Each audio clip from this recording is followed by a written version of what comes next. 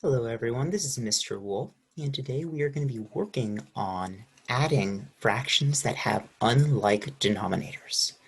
And what we know is that we cannot add until we find a common denominator. And in my last video, we went over the different strategies we could use to find a common denominator. So we're going to solve two problems today, and we are going to use two different strategies to do it.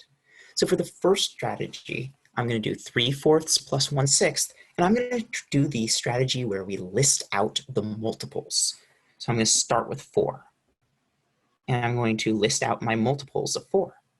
I'm going to say 4 is 4, 8, 12, 16,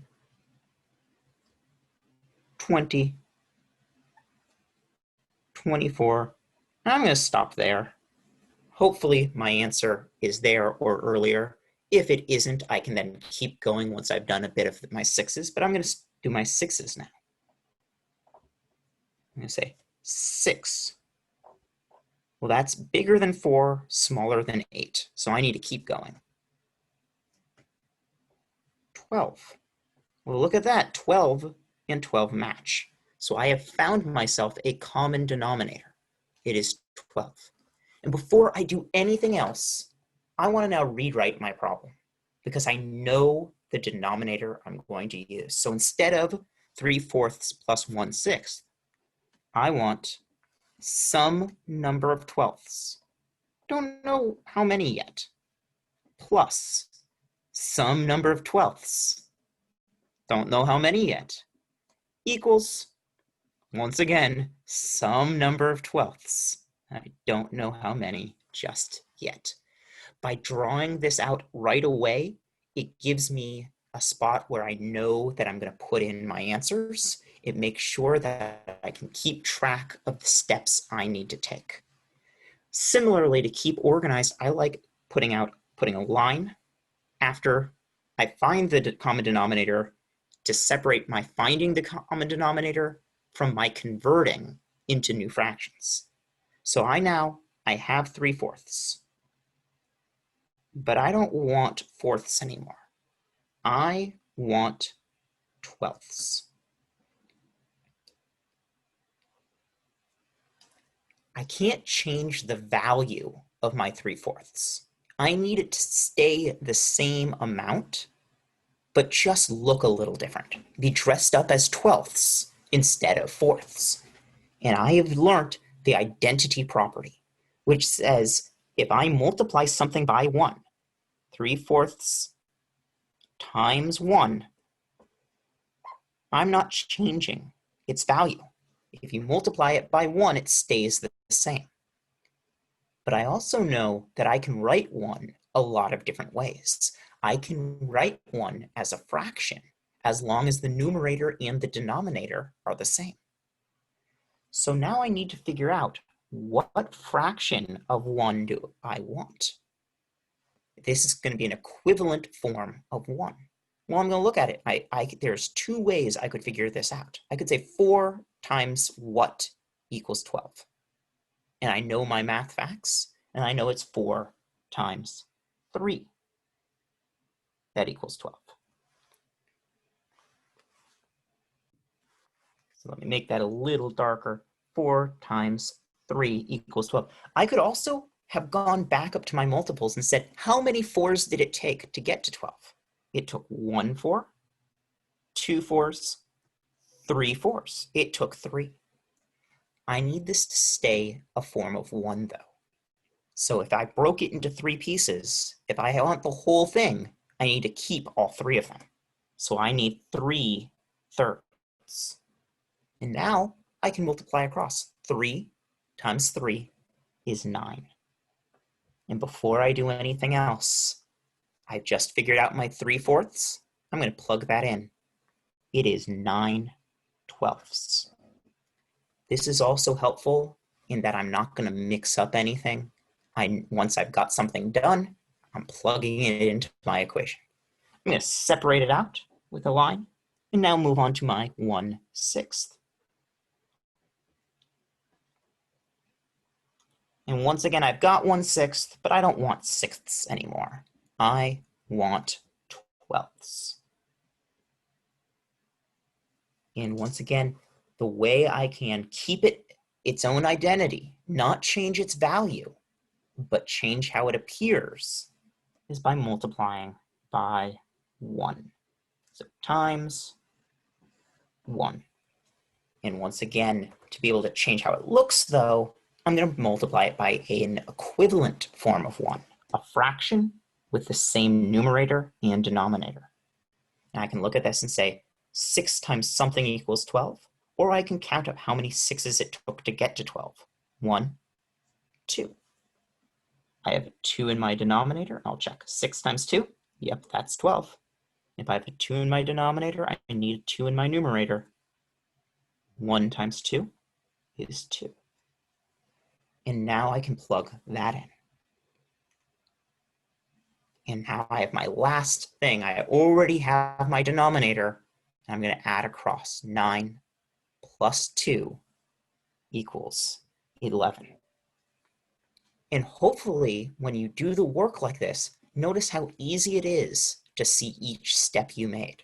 So this was kind of like a 4-step process. Step 1 was finding the common denominator. Step 2 was changing our first addend to match the common denominator. Step 3 was changing our second addend to match the common denominator. And step 4 was adding them together. And you can see that very clearly. So let's practice this with one more addition problem. So I've got another problem here. I have 5/12 plus 3/8. And once again, I don't have a common denominator, so before I can do anything else, I need to find myself a common denominator. So I'm going to practice this time using my factors. So I'm going to write 12 and 8. And I'm going to break them into their prime factors. So I'm going to look every single time. I like starting with 2. I think it's just the easiest way, especially with an even number. I know it has a prime factor of 2. And so I'm going to say 12 is 2 times 6. But I can break it some more. I notice that that 6 is also even. So I can split my 6 into 2 times 3. And so now I can look at 12 and say 12 is 2 times 2 times 3. Well, now let's work with my 8. Because I can't break any of these down anymore. These are all prime factors. 8 also has a 2 in it. So 8 would be 2 times 4. My 2 is a prime factor. 4 can be broken, though. I can go like this and say 2 times 2. So the prime factors of 8 are 2 times 2 times 2. And what I'm going to do right now is I'm going to look at numbers that they share, looking only at the prime factor. So I'm not going to look at the 4 or the 6. I'm only looking at the bottom, the ones that are at the end of a root. So I notice, ooh, they both share a 2. And they both share a second 2. But this 3, it's not shared. This 2, not shared. So if I want to find the lowest common denominator, I'm going to start by writing the numbers they shared. So I look and I say they shared this 2. So I'm going to write it, and I'm only going to write it once.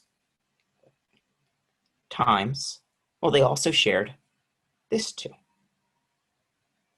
I wrote it again, not because I did 2 times 2, but because they shared 2 twice. Now I'm going to look at what they don't share. The 3 only showed up in 12, so I'm going to put that in. Times 3. And this 2, this third 2, only showed up in the 8. So I'm going to put times 2. Now we're going to figure out what that equals. 2 times 2 is 4. 4 times 3 is 12. 12 times 2 is 24. So I figured out that the smallest number that both 12 and 8 go into is 24. So now I'm going to say that this is not going to be 12ths plus 8ths. It's going to be 24ths plus 24ths. I don't know how many 24ths just yet, but I want to write in my equation. And once again, I want to give myself space. This took up all of this space, so I'm going to separate it horizontally this time. So I'm going to use this side to find my common denominator and this side to convert my fractions. So I have my 5/12ths. I do not want 12ths. What I really want is 24ths. Well, as we've said, I can't change the value of my 5/12ths. I can only change its appearance. I can only change how it looks. And so to keep its value the same, to keep its identity, I can multiply by 1. But I want to figure out what type of 1, what equivalent form of 1 am I going to use? So I could use my math facts. I could say 12 times something is 24, and maybe, hopefully, you know that right away. The other way you could do it is you can look at our factor trees and say, what number was used in our common denominator, but wasn't already in the 12? The first 2 was in the 12. The second 2 was in the 12. The 3 was in the 12. The only thing missing was a 2. So that's what we need to change our 12 into a 24. Oh no, am I running out of ink on this pen? There we go. 12 times 2 is 24. And to make this an equivalent form of 1, I broke it into 2 pieces. I need to keep both of those pieces. 5 times 2 is 10. And I'm going to immediately plug in my 10 right here. I have 10 24ths. Now I want to figure out what am I going to do with my 3/8.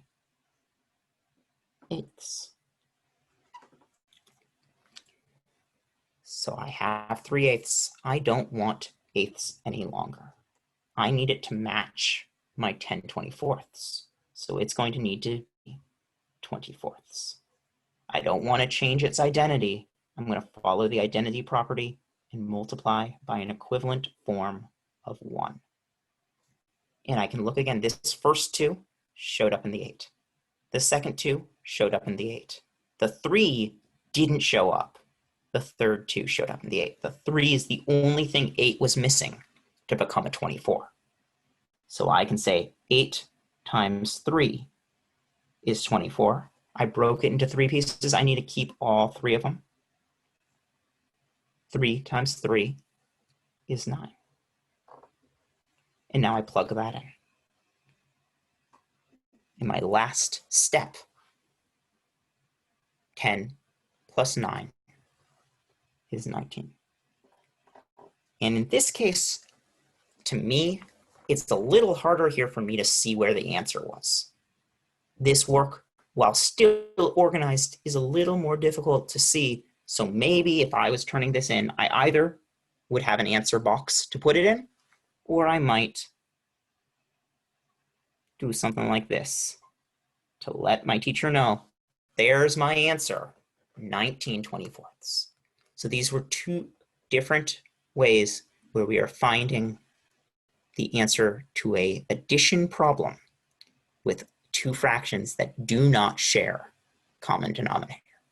Hope this was helpful, and I'll see you again soon.